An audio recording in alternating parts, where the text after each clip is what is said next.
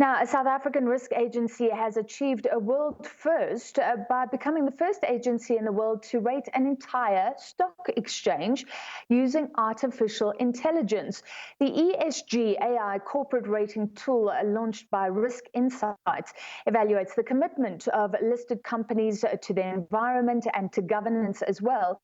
For a little taste of what they found, we're now joined by the MD of Risk Insights, Dr. Anushka Bogdanov. Doctor, thank you for being with us. So you use machine learning to do an ESG rating. Let's start there. What does that mean? Thank you, Francis.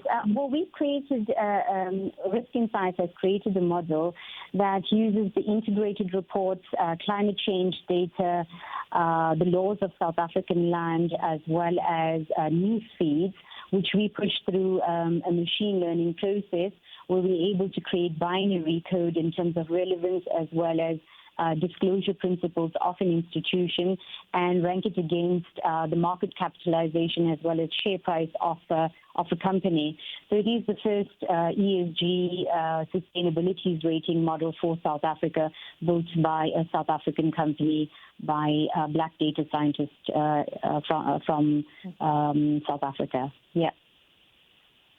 So is it fair enough to say you look at the company reports and things like that, the official data, and then you look at social media and what's in the news, the chatter, and in that way you can see actually how transparent companies are being, how much they're telling us about themselves? Absolutely. We've built this model for the investment world to encourage conscious leadership as well as conscious capital.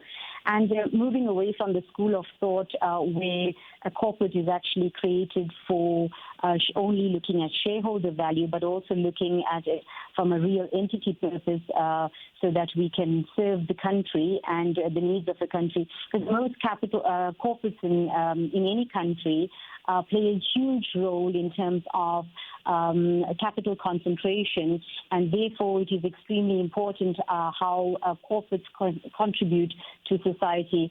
We've seen, Black Lives Matter. We've seen the environment and how important the earth is and how important it is for corporates to ensure that they are paying attention to this. As companies start investing in human capital, it should become an absolute imperative as part of its strategy management, and therefore the ESG factors will become very much aligned to sustainable companies going forward, and asset managers and corporates and banks are going to take this very seriously going forward. So you've mentioned some of the clients there. I know young people are becoming more interested in companies paying lip service to things like climate change. Maybe young investors. Just tell us more about the people who will use this tool. You'd have banks using the tool. You would use it would be asset managers that would use the tool, and it would be part of the investment process in terms of the discount rate that is actually applied. When a valuation of a company is actually taken into account, as well as the expected loss calculation that banks would find themselves taking into account, the ESG rating standing very close to looking at what interest rate you would provide to a company based on its ESG rating. And obviously this is valuable knowledge, but can you just give us some ideas, Doctor, maybe the sectors that have been doing badly or well, and a standout company for you, perhaps? Francis, given the fact that banks over the number of years with Basel II and also III, their disclosure principles are absolutely being superb in South Africa. So we've seen that the banking sector as well as the mining sector. I know that the mining sector has many, you have lots of incidences, but in terms of their reporting and disclosure, the mining sector as well as the banking sector have very, very good disclosure principles as well as very strong ESG ratings from what we've seen in South Africa. So the mines are so interesting because they've been accused of a whole lot of things, the acid mine drainage, huge legacy issues, the health of mine workers. But you're saying that they're being very upfront at the moment about what they're doing. I think, more and more the purpose or the corporate purpose of companies will become more of an issue or a challenge, and ensuring that companies are starting to take into account their corporate purpose.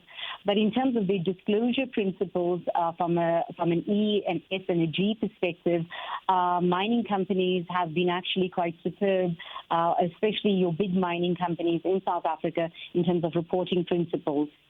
So what our model does is when a mining company is reporting well, but there are outside factors like that are reported through the social media or from news platforms, our model is, through our algorithm, able to pull that information into our ratings. So when I say that the mining sector is, well disclosed reports, but disclosure principles don't necessarily mean that the rating is high. But it also means Sure. that if there are news feeds that come in, we would take that into account.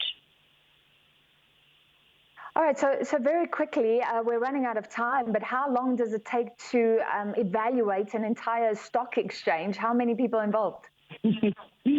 Well, we have a data team of analysts, with about 9 analysts. It's taken us 2.5 years to build this model. I have a superb team. Risk Insights have employed some really great minds. So I'm not the builder of the model. I have very, very great data scientists, and I've just been guiding this team over the last 2.5 years. And we've launched this model on the 21st of May this year. And we are scaling the model up into the rest of Africa. So by the end of the year, we would have rated most of the exchanges on the African continent and become a significant player, hopefully, for Africa. All right. Well, thank you for your time this evening. A fascinating new AI rating tool. That was the MD of Risk Insights, Dr. Anushka Bogdanov.